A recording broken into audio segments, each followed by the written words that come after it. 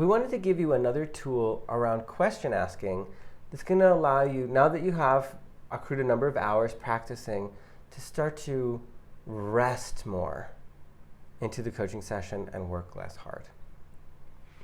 This tool is called the Next Obvious Question, and it seems obvious, it's appropriately named, and yet it's not as coaches. Sometimes we want to be really clever, but that's not necessarily what the client needs. So we're doing this video a little bit differently. We're going to go through, we're going to point to each one, and we're going to have you answer what you think you could ask as the next obvious question. So we'll do the first one to show you how it works. Yeah, and we then, might give a few examples. Yeah. Let's talk about the premise of this first. So the premise is, well, let's talk about our normal assumption. My normal assumption when I talk to people is that they know what they're talking about. That when they say it or this or that or whatever, that they've actually thought through what that means to them. And through coaching, we've discovered that that is not the case. And that through the articulation of it, their thinking gets so much more refined. So it's like, I just want to you would ask, what's right? Or I just can't take it. What's it? What would be another example?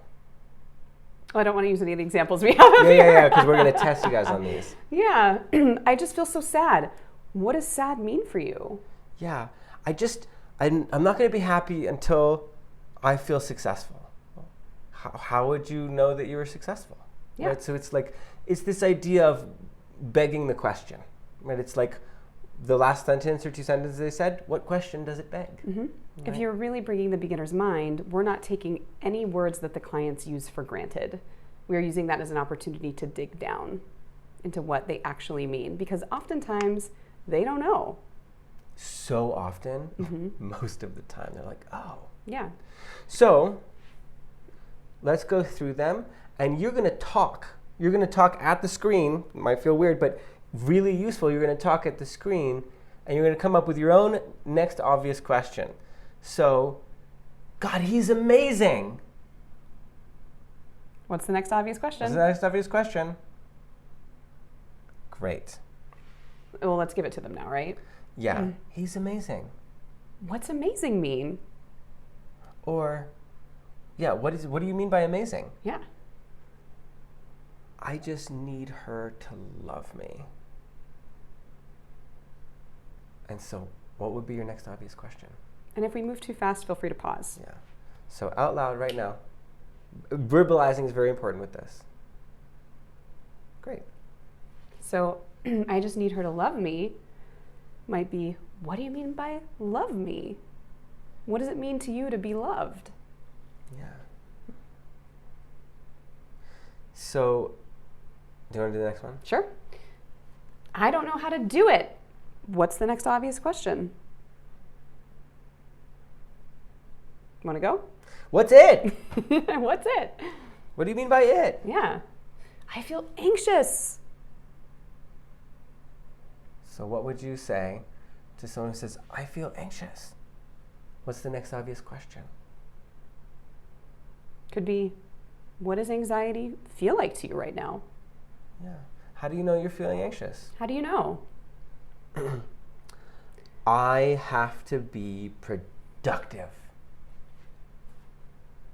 What's your next obvious question? What does productivity mean? How would you know that you're being productive? What does productivity mean in this situation? I just want to be better. I just want to be better. What does that become? Out loud right now? Great. I just want to be better. Megan, I just want to be better. What does better look like? What's the next one? I wish it weren't like that. Wish it weren't like that. What's your next obvious question? Wish it weren't like that. What is it, Peter? Like what? Nice. Oh, we did this one already. We did a pop quiz. I want to be successful. So what would be yours out loud right now?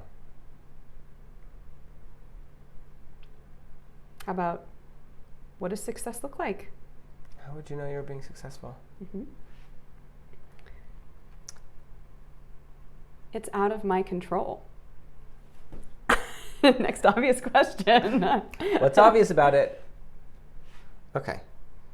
How would you answer that? Or what would your next obvious question be? It would be something like, what's out of your control? It's the it's word is a really key one. When anytime someone makes a sound or a gesture, it's so easy to just be like, oh, and it's like, what's oh? Or they're like, they make a sound. It's like, what's this, right? Or the it or the that. I don't like that. What's that? What's that? It's that's. Just like nail those.